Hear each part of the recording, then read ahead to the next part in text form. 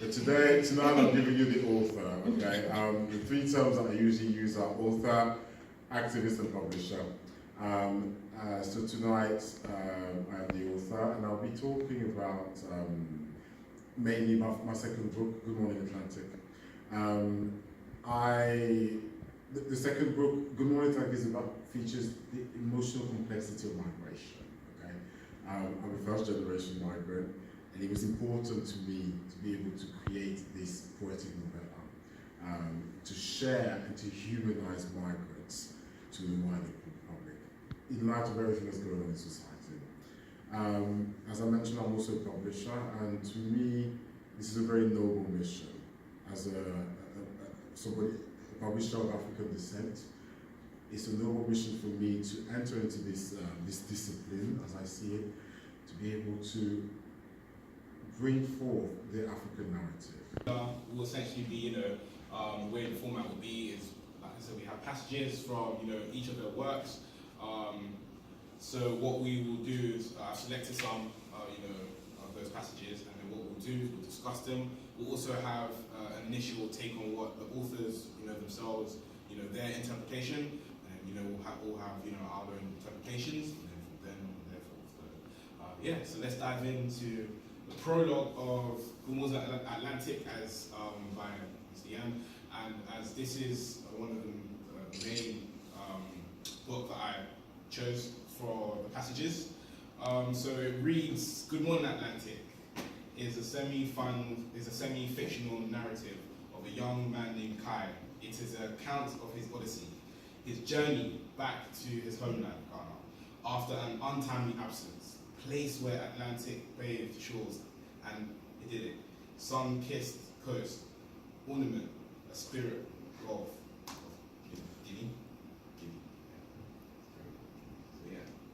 So, Mr. Yan, would you like to, give more about the prologue of, what Good Morning Atlantic, Good Morning Atlantic, like I said, is my second release, and it's one of my favorites. And I shouldn't say that, because all your books should be your favorites. But it's my favorite because there's something that sets it apart from my first book. It's a personal account, okay? As it mentioned in the prologue, it's about a character named Kai. And I had to create that character because Good Morning Atlantic is based on my experience of going back home after almost 15 years of absence on the continent. And the book started as a diary that I kept during the visit. Every day I was writing a little bit of my impressions. And when I finished the trip, which was I think 3-4 weeks, and I came back and I thought, wow, this is very beautiful. I read through it and I thought, you know what? Something could come out of it. There's something that can be made from this. And so when I first published it in 2016, it was from the perspective of an anonymous character. It was just the thoughts that took you through the story and the narrative. And it wasn't until last year when I looked at it again and I thought, it could be a character, because this is not my perspective anymore. It was when I was 24, 25, and now I'm 32, 33, and I just thought, it's a different perspective. And that's when I understood the concept of our narrative evolving over time. We almost become different people from the people that we were 10 years ago. When we look at the things that we thought, the things that we believed, as compared to now, sometimes we're just completely different people. And that was the case for Good Morning Atlantic. A lot of the things that I was talking about and I've written about, I didn't necessarily feel like I believed these things, because I came from quite a European perspective, going back home. There was a little bit of a Messiah complex sometimes when you read, and rereading all this after, I thought to myself, no, I don't believe that anymore, because I'd been there, I'd worked on the continent, I'd been more in touch with my people, and I thought, no, this belongs to somebody else. And that's how Kai was born last year. And it's a beautiful thing because I'm sure you'll be able to relate. When you create a character, it's a relationship, you develop a relationship with that character. So when I look at some of the things that Kai says sometimes, I disagree with Kai. I almost don't like him. And I'm just like, oh, you sound so precious. Just go away already. You know, and sometimes he does stuff and he writes stuff, and I'm just like, yeah, actually, this is great. You know, you're fantastic on the right lines. And to me, this is what this represents. You know, the character of Kai and his view on migration, and the complexity, the emotional complexity that lies within migration. Because the other reason why I also featured this book was because, you know, a lot of the time when we hear migration and talk of migration, it's statistics. You know, we hear hardcore facts. X amount of people did this from this place, from that place. But we never actually look at the individual story. And that's why this book, to me, is so important today, being published today. And that's why, to me, it's very beautiful. I feel it's very beautiful. So, with that being said, we'll dive in straight to the first passage of Good Morning Atlantic, and which is obviously by Mr. Yan. And it reads, the misconception about migration is that no one will ever get up and leave their home, everything they've ever known, willingly, leaving their history, tradition, culture, everything that they hold dear, everything that is their identity, the fabric of their making, willingly. Migration only occurs in the natural world because creatures are forced to move by the land and its seasons, by need, by absolute necessity. So, Mr. Yan, would you like to give us, your first initial interpretation of what this is? Well, I'd like to start with the word willingly, because I used it, I repeated it, willingly. What does being willing, what does it mean? What does it mean to be willing to do something? Let me just throw that out there. What does it mean to be willing? You're willing to do something. What does it mean to you? When you say you want to do it, willing. Yeah. Yeah, it's a choice. Yes. Like, you can choose to do it, and if you don't want to, then you've got the power, you've got the ability to not do it. Okay. And I just think it was just a choice, kind of a basic freedom. It was like you could do anything because the course you chosen. So, and to me, that's the key word in this. You know, nobody decides to just leave everything that they've known, willingly. That's what I was trying to get across here. And I think, thinking about it in the natural world, when we observe the way that the movement of creatures, for instance, the wildebeest, is in the African plains, certain migratory birds, it's because the seasons make it so. It's because they cannot get what they need to get from that one place anymore, so they need to go and relocate somewhere else. And I believe that it's the same for us as humans. And I think it's important for us to share that narrative with people, because I live with a lot of people who, talk about migration and just tell, well, these people, they're just coming here because they want to be here, they just, it's a choice, they're choosing to be here. But actually, it's important for us to actually get the narrative out there that, no, there is a reason why people will leave and get up and go somewhere else. And this is kind of what I was trying to get across in this passage. Can I just poke at that a little bit? Is everybody here British or first generation immigrants, or lived here all your life? Yeah.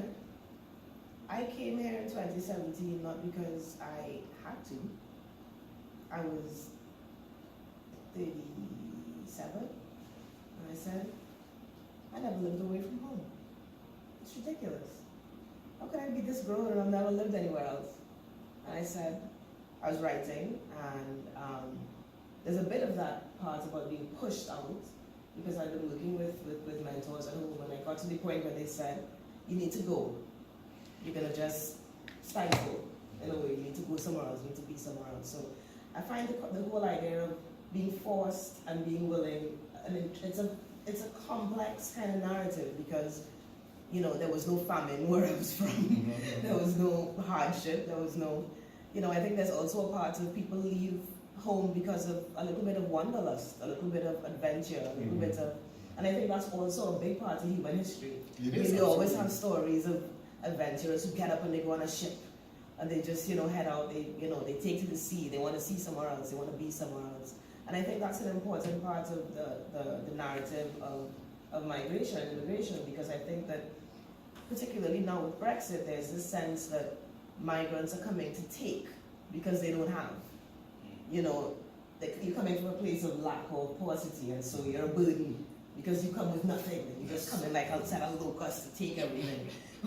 When it's just humanity. It's just, hey, what's over there? Wanna go and see? And I come with things. I come with skills. I come with stories. I come with history. I come with. Next passage just. Yeah. You literally.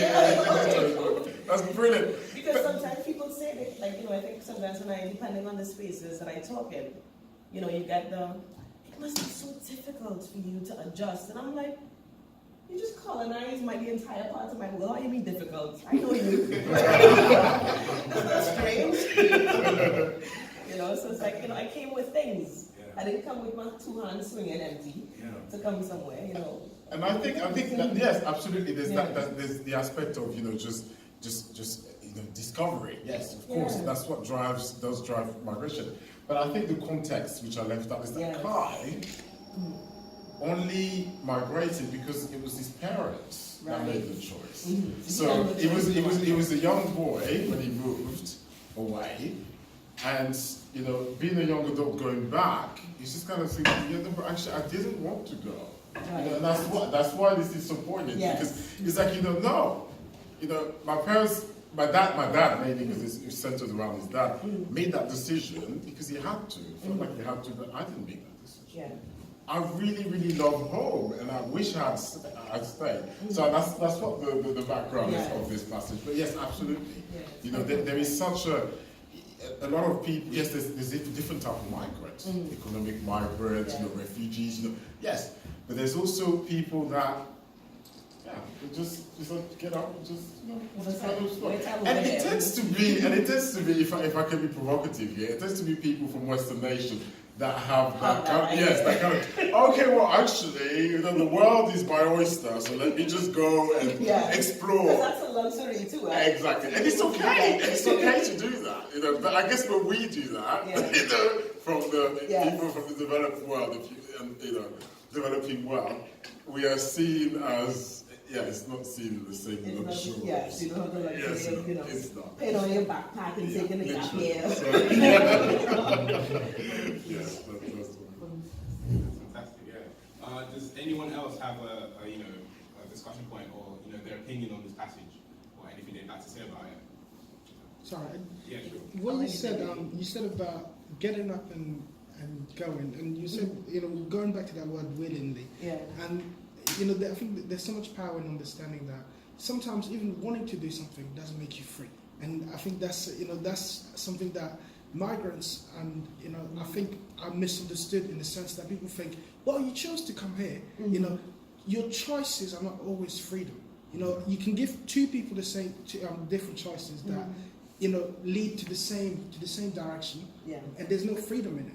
It's just a feeling of freedom, and I think looking back. If you were to look back now at yourself, what your journey, has taken you from deciding to be here, you realize that maybe you had everything. You had everything that you needed, in order. In the end, everybody in the same place. Everybody ended up in the same place, and whether you wanted to or not, you are. And and that's how death unites us. We're united through death, whether we want to or not. And that to me is very powerful. And the interesting thing is that the oldest graves that would have been old, wealthy colonial families, a lot of their lines have died out. People have left Trinidad, they've migrated, or people didn't have children. So it means that these are actually quite broken down and worn out, and no one comes to visit them. Whereas the graves of people who didn't have all that money, and maybe a newer family, so the ones that they have life because people are still coming. So I mentioned All Souls. I don't know if anybody here is Catholic or was raised Catholic or familiar at all with Catholicism. I'm not, but it's important to know.